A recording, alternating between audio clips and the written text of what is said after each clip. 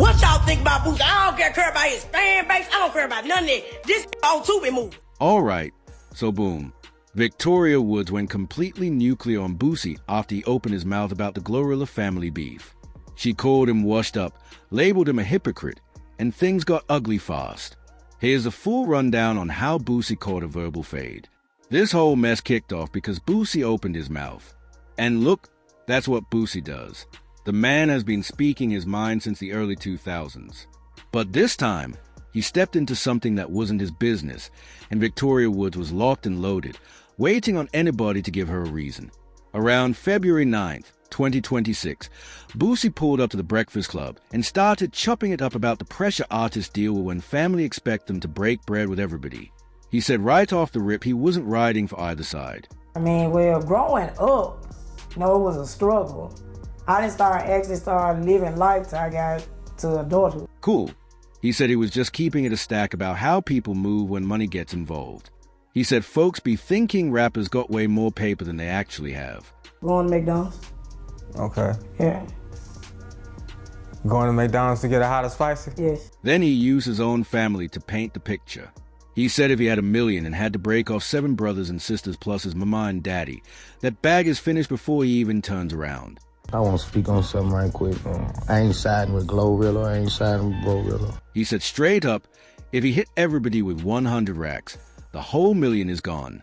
People be thinking we have more money than we have. Every artist who got 50 million ain't got 50 million. Every artist you think got 100 million ain't got 100 million. And he kept repeating he wasn't trying to get in nobody's family business. He said that multiple times. Juvenile said, if I give everybody, I'm gonna be broke, man. Just think if I got $1 million. I got 7 brothers and sisters. But see, Victoria didn't hear none of that neutral talk. She heard Boosie basically co-signing GloRilla's decision not to bless the family. In her mind, he was low-key giving GloRilla an excuse. And Victoria don't play that. She came out swinging on the internet like she had beef with him for years already. If each y'all 100,000, I'm broke. If I really look out like you want me to look out, it's gone. She said point blank he was justifying why GloRilla wasn't sliding no money to the family. I'm not siding with Glow or Blow because that's a family situation. I don't know. I ain't getting no family business. Then Shorty said she didn't care about his fan base. Didn't care about none of what he got going on. She said this man is making Tubi movies now. So he fell off and needs to sit down somewhere quietly. Boosie raccoon eyes. Talking about some, I'm not on nobody's side, but I'm just saying you are taking sides. She was going bar for bar with this man on live and wasn't letting up at all. She brought up how Boosie been on the wrong side of things when it comes to the LGBTQ community. She called him a whole hypocrite for promoting violence and drugs in his music, but then got outraged over Lil Nas X. Because basically you saying she ain't got no money, so she ain't trying to give us nothing. You justifying her. I don't give a... She said he promotes guns, weed, and all types of reckless living, but wants to judge other people for their choices publicly. What y'all think about Boosie? I don't care about his fan base. I don't care about none of that. This on Tubi movie. And she made it real personal. She said she never rocked with him in the first place anyway. And I already don't like you anyway, Boosie, because you know why? You don't like gays. You don't like gays. Nas X. She told him to go sit down somewhere and make some more low-budget films. You talking about Nas X promoting gayness, but you promote guns, weed, and you a hypocrite. But then she hit him with the one line that made the whole internet bust out laughing. She said she thought they was cool because they got something in common. He's straddling the fence. He just want to be in the in crowd. Nigga, go make some Tubi movies. Bro, that joint went everywhere fast. The diabetic bar was running across every timeline. And to his credit, Boosie kept it light. He hopped on X and called her his diabetic twin. Said, "My bad," and told her he was just speaking on life situations. He said he got sibling problems of his own. He wasn't beefing seriously. He even called her skin ball with a laugh and kept it pushing forward. But Victoria wasn't done cooking. She came back in another clip and went after the Breakfast Club too. I got a big platform, so hell yeah, I got a problem with y'all. Why the y'all ain't got no breakfast up there? It's called the Breakfast Club. She was on go mode. She popped at Charlemagne, popped at Boosie, and told everybody watching that if they mention her name, they better be strapped with a comeback because she's sending shots right back immediately. Which I don't have a problem with, but just be ready for me to respond. Don't sit here Charlamagne with your pickle head. So that right there is a so-called fight footage between Boosie and GloRilla's sister. No hands were thrown. No links were pulled up. It was all mouth. Victoria was going at everybody who she felt was capping for GloRilla. But to understand why she was carrying this much aggression and frustration on her chest, you got to go back to the root. And that root goes deep into the mud they grew up in, where the smoke really started. Victoria Woods didn't just pop out on the internet talking crazy for no reason. According to her, this pain and frustration been sitting in her chest for 4 whole years straight. 4 years of watching GloRilla go from sharing a mattress with roaches crawling across the floor to walking red carpets and getting Grammy nominations. And through all of that, Victoria said the family didn't get put on. They didn't get pulled up. They stayed stuck in the same trenches they was raised in. Victoria sat down with DJ UTV for her first real sit-down interview and went all the way back to the beginning. She talked about what it was like growing up in Fraser, Memphis, as one of 10 kids in a household where there wasn't enough of anything to go around. The foster care, and I seen like it was kind of like a normal, and I'm like, they were like, my foster mom would be like, go and get you some snacks. What? I mean, well, growing up, no, it was definitely a struggle. I didn't actually start living life until I reached adulthood. Yeah, but if you ask me, the jail was even better than us. And when she eventually ended up in foster care and her foster mom told her to go grab some snacks from the store like it was nothing major, Victoria didn't know how to process that because in her crib growing up, getting a bag of chips was a real blessing. So my daddy used to rob Peter to pay Paul. So if he borrowed 20, he's gonna have to pay back 40. She even said the food folks get locked up eating was better than what they had at the crib. That's how bad it truly was. Because we used to make each other laugh while our stomachs rumbling. Their pops worked at the post office, but the bread never stretched far enough for a household of 12. Victoria said he was constantly borrowing money from a neighbor named Mr. Raymond, and Mr. Raymond started taxing him heavy. Every 20 he borrowed, he had to pay back 40. The man was robbing Peter to pay Paul just to keep the lights on. When I texted her and it went green, I'm like, okay. My mama told me she changed her number. But through all that struggle, Victoria said the siblings held each other down tight. They made each other laugh when things were looking bleak. They had each other's backs when nothing else was working out. She said they used to crack jokes while their stomachs was touching their spines. She can get all of her like $2,500 a piece. How much? $2,500. That's the foundation of everything Victoria is standing on. They suffered together. They starved together. So in her mind, when one of them finally makes it out the mud, everybody's supposed to eat too. That's the code where they come from. And when GloRilla blew up in 2022 off FNF, Let's Go, Victoria said she was proud. She said she was genuinely happy for her little sister. She texted her congratulations, but the text went green. GloRilla had switched her number and ain't give it to nobody. Not doing nothing. Nothing.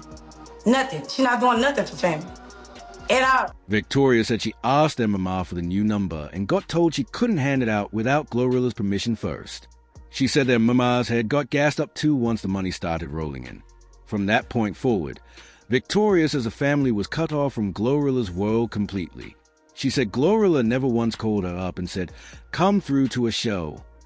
The one concert she went to, her mama had to sneak her in through the back quietly. When Victoria went on TMZ, she put a number on what she felt the family was owed. She told them all she wanted was $2,500 per sibling. Not a mansion, not a Benz, just $2,500. She do little oohs and ahs for our parents or whatever, but barely nothing because my mama still clocking the clock at FedEx. Oh, she don't want to work.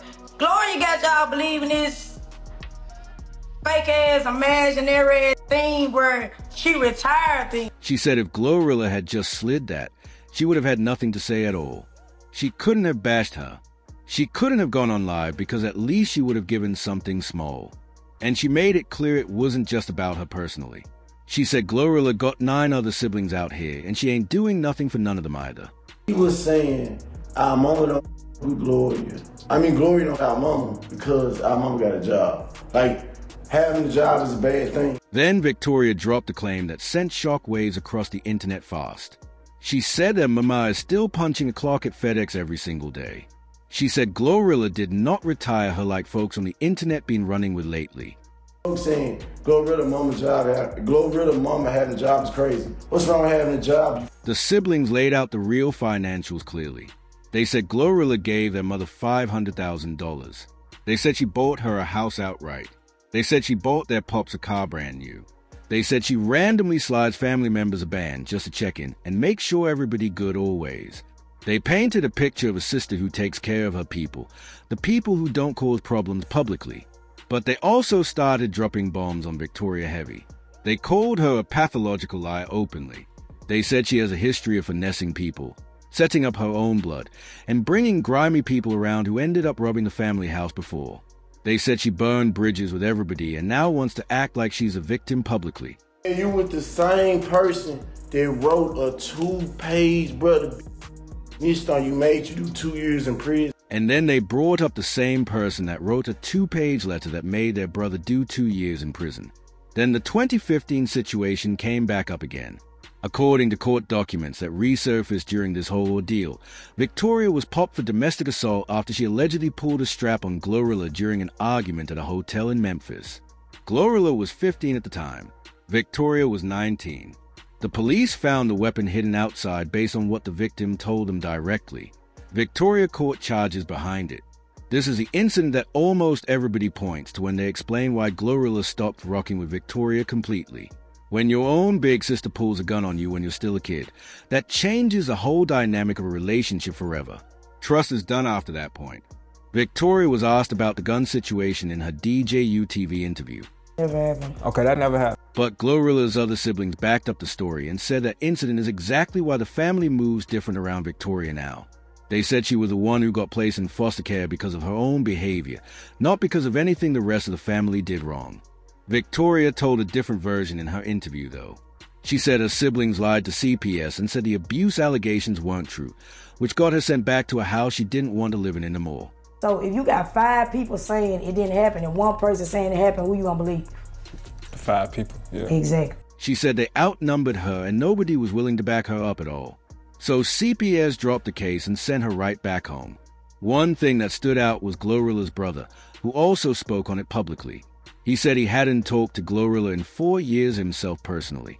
But unlike Victoria, he didn't go on the internet demanding a check. He said he introduced GloRilla to music from the heart and never expected nothing back in return. He never asked for help financially. That's a whole different energy compared to what Victoria was putting out publicly. GloRilla also started reposting memes about entitlement and even shared job listings from Indeed. She was sending a message without saying a word directly herself. Her camp stance was simple and clear. She blesses the ones who keep it solid. And in their eyes, Victoria hasn't been solid in years now. Everybody and their mama jumped in, including Finesse 2 Tims, Tory Lanez, and the whole internet.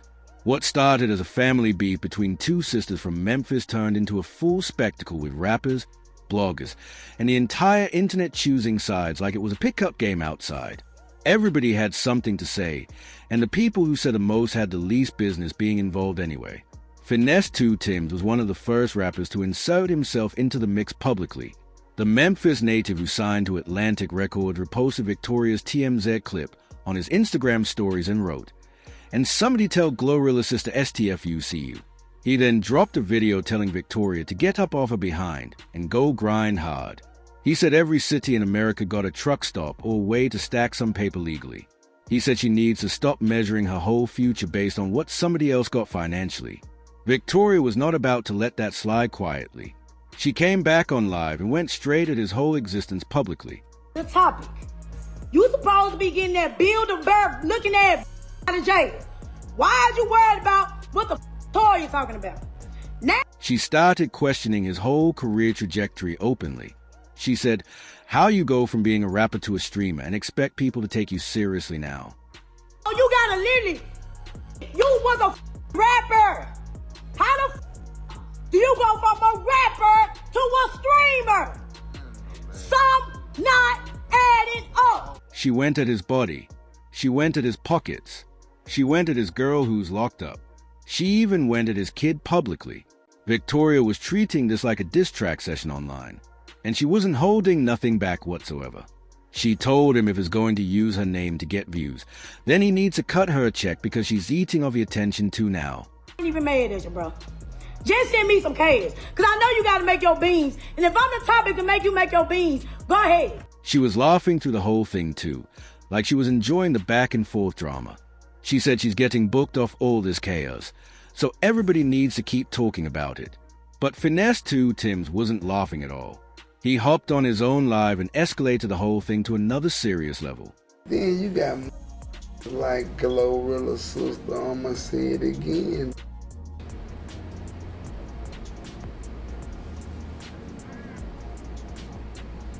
I'm only mad because you speaking on your family. He said his issue with Victoria isn't even about GloRilla directly. He said his issue is that she took family business to the internet, and that's something he can't respect from nobody at all.